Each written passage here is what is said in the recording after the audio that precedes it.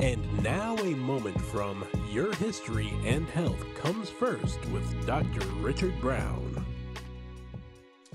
So, hello everyone. Welcome to my podcast.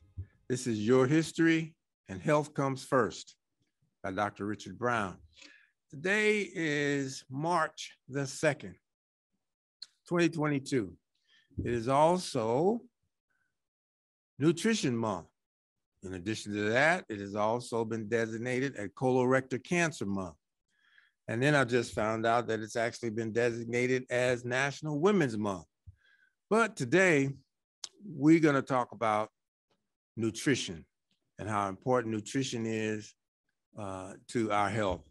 So your history and health comes first. Nutrition, what is it? Nutrition is the study of nutrients in the food, how the body uses them, and the relationship between your diet and your health and disease. So nutritionists do a lot of studying, of course, to get their credentials, but they use ideas from the molecular biology, from biochemistry and genetics to understand how nutrients affect the human body. So nutrition is also focused on how people can use dietary choices to reduce the risk of disease. Now, it looks at what happens to a person if they have too much of a nutrient, what happens to a person if they have too little of a nutrient, and how allergies work. So nutritionists are very important folk. Nutrients provide nourishment, okay? And there are proteins, there's carbohydrates, there's vitamins, there's fat, there's minerals, there's fiber, there's water. All of these are nutrients. And if people do not have the right balance of nutrients in their diet, then there can be problems. They can develop certain health conditions. And these conditions increase as the longer the balance is out of balance. So balance is really important, even in life in general and in specific. If you've got balance, you got a pretty good situation going on. When you're out of balance, it's not as good as when you're in balance. I mean, you can run races, you can go faster, you can perform better when you're in balance. When you're out of sequence and out of balance, things don't just work right. And nature in general has a propensity to always kind of seek balance. It is always dynamic and moving, but for the purpose of achieving balance. And so nutrition is an area whereby it is very important to the human being because it helps you to stay in balance if you have the right nutrients. So I'm going to explain the different nutrients that a person needs and why. And we'll always look at the role of nutrition. And then I'll talk about the difference between nutrition and dietitian as well. So there are macronutrients that people need large quantities of, and then there's micronutrients that they don't need as much of. So first, there's carbohydrates. So I'm sure those of you who are trying to lose weight or have talked about your health and maybe some diseases that you've had, they talk about nutrients and carbohydrates and different types of foods that'll help you stay healthy, because you are what you eat, as you know. And if you don't know, believe me, you are what you eat. You become what you eat. Depending on what you eat, you can become something else, someone else. So nutrients are very important and they need to stay in balance. So the first one is carbohydrates. So carbohydrates, the nutrients that are included in carbohydrates include sugar, starch, fiber, and there's some other types. Let's talk about sugar. Sugar is so important to talk about because it is a problem for a lot of people. And it's addictive. It makes you feel good. It provides sparks of energy. But sugar is a simple carb. The body quickly breaks down sugar and also quickly breaks down starch. They both provide rapid energy, but they do not leave a person feeling full. You can eat a lot of sugar and it'll give you instant energy. You'll feel good for a minute or two, but you won't feel full. Matter of fact, you'll crash after the sugar, kind of wears off. So carbohydrates that produce sugar and that's full of sugar cause sugar spikes in the blood. And when you get sugar spikes in the blood, it could lead to an increased risk of type 2 diabetes and the complications that come along with that. We'll talk a little bit more about that later. So fiber. Fiber is also a carbohydrate. The body breaks down some fibers more quickly than others. Fiber and unprocessed starch are complex carbs, okay? It takes the body some time to break down and absorb complex carbs. But after eating fiber, a person will feel full for longer than when you eat sugar or and carbohydrates. Fiber may also reduce the risk of diabetes, cardiovascular disease, and some colorectal cancers. So complex carbs are good and they're more helpful choice than sugars and refined carbs. Proteins, you've heard of proteins before. You've heard of protein shakes and protein bars. Proteins are very, very important. Proteins consist of amino acids, which are organic compounds that occur naturally. And there are 20 amino acids. I'm not going to talk about all of them, of course, but they're a good source and a necessary source, which means that people need to obtain these proteins and amino acids from foods. Some foods provide complete protein, which means that they contain all the essential amino acids the body needs. Other foods contain various combinations of amino acids. Most plant-based foods do not contain complete protein, although plant-based foods are really, really good for other purposes, and I'll talk about that a little later. But most plant-based foods do not contain complete protein. So a person who follows a vegan diet, who needs to eat lots of vegetables, then they need to also eat foods that have essential amino acids in them. Okay, let's talk about fats. Fats normally is not a good thing. Fat, you don't want fat, right? That's what people say. Although there's some good fats and there's some not so good fats. But let me tell you about fats. Fats are essential for certain things. For example, lubricating joints, you need the fat to help that happen. It helps the organs produce certain hormones. It enables the body to absorb certain vitamins. And fats help to reduce inflammation. Also, fats associated with preserving brain health. Now, I talked about balance earlier. Balance is important. So too much of anything is not good. If you don't have enough, in some cases, it's not good.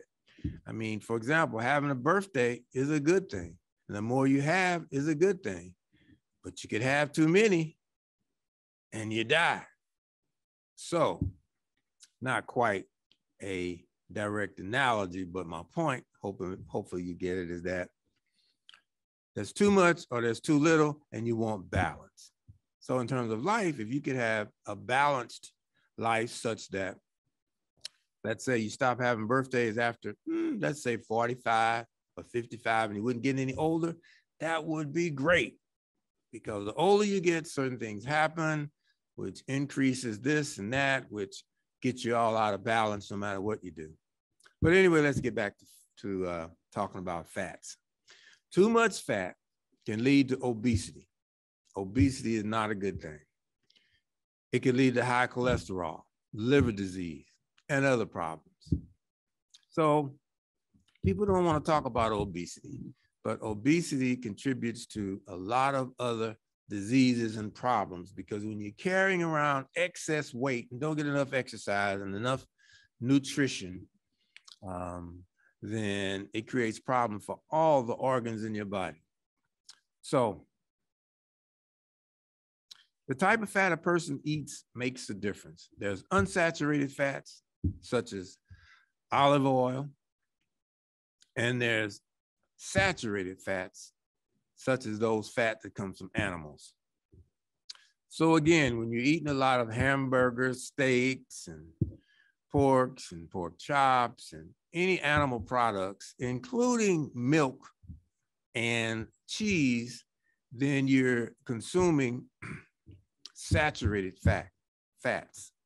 They're saturated. So they're not as good for you as unsaturated fats like olive oil or other oils. Okay, next, water. We know water is important. We can't live without water. We need water every single day. A person can't live more than, I think it's 10 to 12 days without water, sometimes 2 weeks. So we need water. The adult body consists of 60% water. So 60% of our body consists of water. So we've got to keep that balance, which means we have to keep putting water in. And water helps with a lot of different processes. And water has no calories. It does not produce any energy.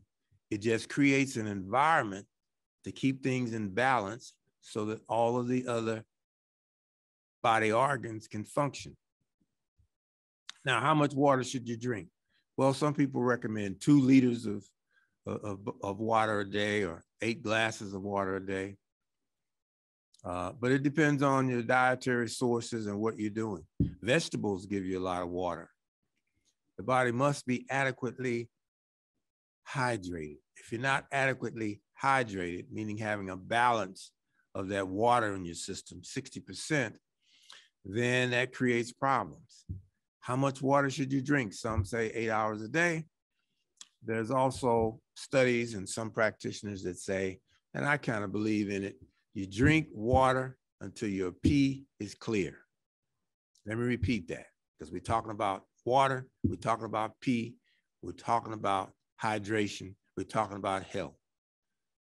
If you want to know how much water you should drink water until your pee is clear. Now, it depends on your body size and environmental factors and what kind of exercise you may be doing to determine how much water you should drink in the course of a day. Water definitely is a benefit.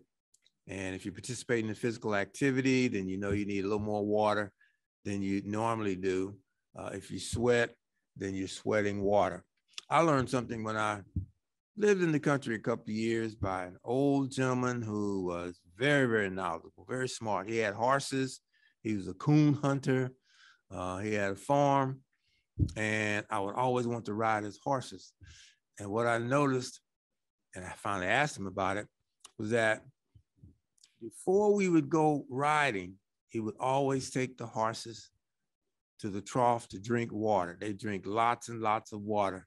And then we would ride for 45 minutes to an hour. And when we come back, he would not let them drink water. And I could not understand that concept, because for the most part, when humans do a lot of exercise, they drink water. But when I asked him about it, he explained that, horses are such that they will exert energy and go as fast as you make them to go. And they're still pretty heated up when you get through riding them. And unless they cool all the way down before they drink water, it could create serious problems with their metabolism and with their health. And again, you got to have that balance. So after they cool down for several, maybe an hour, maybe even 2, then we allow them to get some water, but not immediately. So water is super important, and we must pay attention to it. Many times people go to the hospital because they're having all kinds of problems, and all they do, they find that the person's dehydrated. So they put them on certain liters of saline just to get more fluids into their body, because 60% of the body is water, and it must stay in balance. So then I talked about macronutrients. Now I want to talk about some micronutrients. Micronutrients are essential in small amounts. They include vitamins and minerals. And manufacturers sometimes add these to your food. And an example of fortified cereals is an example of a micronutrient that's added to a particular food and give you some minerals. And rice also is fortified, and they put minerals in there. So the body needs carbon, hydrogen, oxygen, and nitrogen. These are all minerals: carbon, hydrogen, oxygen, and nitrogen. You know, when you hear scientists talking about going to the moon, they look to see what minerals are there. Is there carbon going on in the moon? Of course, they always want to know if there's oxygen there, but they want to know if hydrogen is there as well, and nitrogen, because these are essential minerals that the human body needs. It also needs dietary minerals such as iron, potassium, and so on. So in most cases, a varied and balanced diet will provide the minerals that a person needs. If a deficiency occurs, a doctor may recommend some supplements. And here are some of the minerals that the body needs to function well. One is potassium. Potassium is an electrolyte. It enables the kidneys, the heart, and the muscles and the nerves to work properly. So potassium, too little can lead to high blood pressure, stroke, kidney failure. Too much may be harmful to people with kidney disease. Avocados, coconut water, bananas, dried fruit, squash, beans, and lentils are good sources of electrolyte and potassium.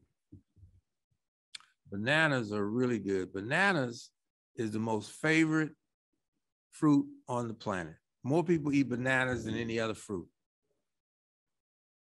I love avocados too, and I drink a lot of coconut water. It has nutrition value as well, and it tastes good. And you know, water gets a little boring when you drink it every day all the time, but you should drink mostly plain water or water that is not flavored necessarily, because it doesn't give you the nutrition that you need. Next is sodium. We hear a lot about sodium. Sodium is salt. Sodium is an electrolyte. Now, sodium is good because it maintains nerve and muscle function. It regulates fluid in the body. However, again, too little can lead to hyponatremia. Symptoms include lethargy, confusion, fatigue.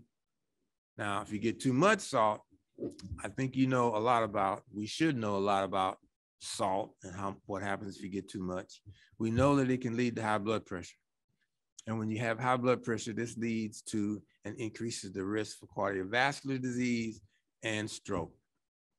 So table salt, which is made of sodium and chloride, is a popular condiment. Any restaurant you go into, you're gonna find salt and pepper, along with some other stuff like ketchup and sugar and things like that. However, most people consume too much sodium, too much salt on a daily basis.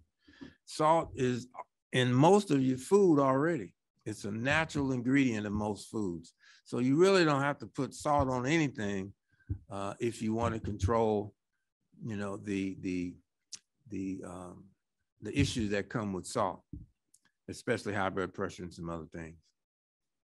So both naturally occurring salt occurs in certain food, and people with high blood pressure should not put salt on their food because it can also lead to kidney disease. Calcium is another element that we want to talk about here. The body does need calcium, and it needs calcium for bones and teeth. Too little can cause bone and teeth weakness. Too little, too much can cause constipation, kidney stones, and can reduce the absorption of other minerals. So good sources of dietary products for calcium includes tofu, green leafy vegetables. Next is phosphorus. Phosphorus is present in all body cells. Too little phosphorus can lead to bone disease and affect appetite, muscle strength, and coordination. It can also result in anemia, a higher risk infection, burning, or prickling sensation in the skin, and confusion. Too much in the diet is unlikely to cause health problems, though toxicity is possible from supplements, medications, and phosphorus metabolism problems. Magnesium. Magnesium contributes to trusted sources, muscle and nerve functions. It helps to regulate blood pressure, blood sugar levels, and it enables the body to produce protein, bone, and DNA. Again, too little magnesium can eventually lead to weakness, nausea, tiredness, restless legs, sleep conditions, and other symptoms. Too much magnesium can result in digestive and eventually heart problems. So a good source of magnesium include nuts and spinach and beans. And you should eat those naturally as opposed to eating all that meat that we eat a lot of each day. Zinc. Zinc plays a role in health of body cells. It helps with the immune system. It helps with wound healing and the creation of proteins. So a lot of people will be taking zinc when they get sick or a cold, or a doctor may even recommend zinc because it does help to strengthen your immune system. Now, too little can actually lead to hair loss, skin sores, and change in your taste or smell. So I don't know what's happening exactly. I don't know the science, but there's a lot of people that are bald-headed these days. Young people in their 20s and 30s don't have any hair.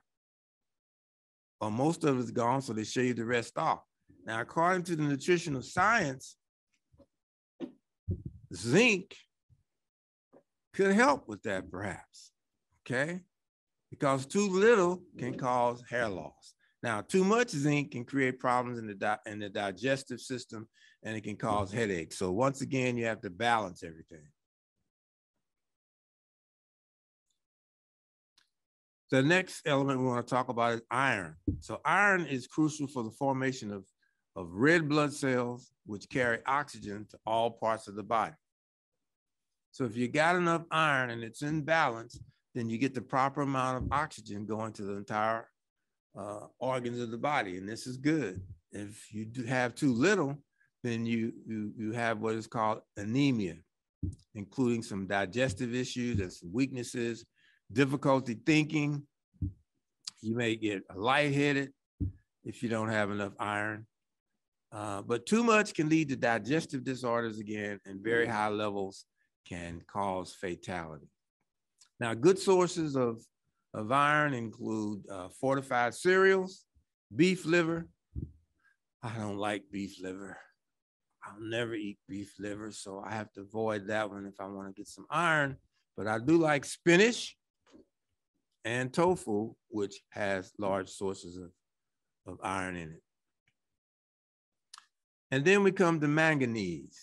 Manganese plays a role in blood clotting, and it supports the immune system. So if you don't have enough manganese and you get a cut, then you may bleed more profusely than you normally would. So again, you need balance. So you want to keep a good source of manganese so that your blood will clot properly. I know my blood, for some reason, and it may have to do with an increased amount of manganese, because I don't bleed readily. My blood clots pretty quickly. Matter of fact, I've been unable on many occasions to give any blood because it clots so fast. So I don't know. I think I may be hard to kill. I may be hard to die because I don't bleed too easily.